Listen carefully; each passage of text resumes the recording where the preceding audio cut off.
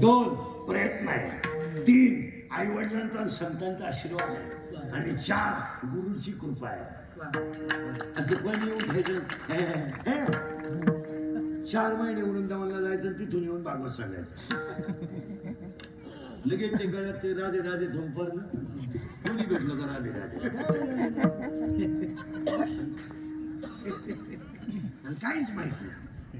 लोकांनी लगेच म्हणायचे त्याला कथा येते, 4 महिन्यात कथा येते. हे नट ना नट गेला, 31 वर्ष गेली डांबरी, अजून एक ओवी कळा ना मला, आणि यांना 1.5 महिन्यात ज्ञानेश्वरी कळत. कळत असं काय परमार्थ हा कळायची, ज्ञानेश्वरी कळायचा विषय, कळायचा विषय काय, ज्ञानेश्वरीतलं एक अक्षर कळायला 1 जन्म लागतो.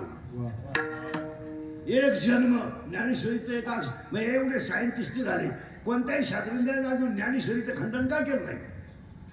निरीक्षण केलं कधी झालं? शिकलेले लोकांनी नाही का? आईन्स्टाईन झाले, न्यूटन झाले, गॅलिलिओ झाले, पास्कल झाले, आर्किमिडीज झाले, एवढे शास्त्रज्ञ झाले. पार 2020 पर्यंत अब्दुल कलामांपर्यंत तुम्ही या. प्रत्येकाच्या रामायणाला, महाभारताला, भागवताला खंडन आहे,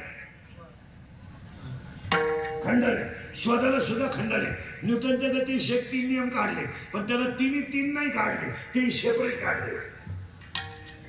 जॉन लोगे बेलने टीव्हीचा शोध लावला. In 1856, TV discovered by John Logie Bell. Wright बंधूने शोध लावला. पास्कल आला, आर्किमिडीज आला, न्यूलँड आला, न्यूटन आला, आर्किमिडीज आलं, डोबे रायनर आला, एवढे शास्त्रज्ञ आले, आणि प्रत्येकाने काढलेल्या नियमात खंडन आहे, खंडन आहे. उदाहरणार्थ न्यूटनने 3 नियम काढले, पण 3 नियम सारखे नाही काढले. त्याचं पहिल्यामध्ये असं म्हणणं होतं, चल वस्तू चल राहते, अचल वस्तू अचल राहते. दुसऱ्यामध्ये त्याचं म्हणणं असं होतं, संवेग परिवर्तनाचा दर प्रयुक्त बलाशी समानुपाती असतो.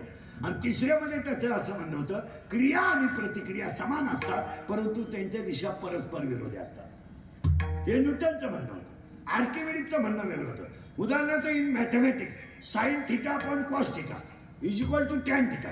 हे जरी सूत्र तयार झालं तर साइन 30 ची किंमत वेगळी आहे, कॉस 30 ची किंमत वेगळी आहे, आणि टॅन 45 ची किंमत वेगळी आहे.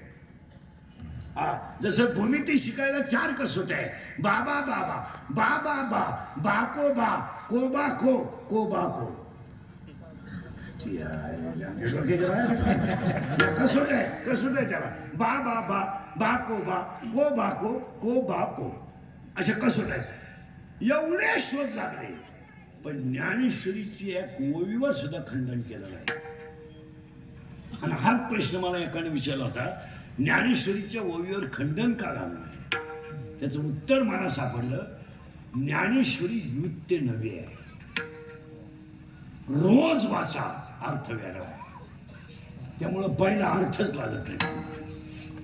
रोज वाचा, अर्थ वेगळा आहे. रोज वाचा. एक सांगा, ज्ञानेश्वरी म्हणजे अमृताने भरलेला समुद्र आहे. ब्रह्म साम्राज्य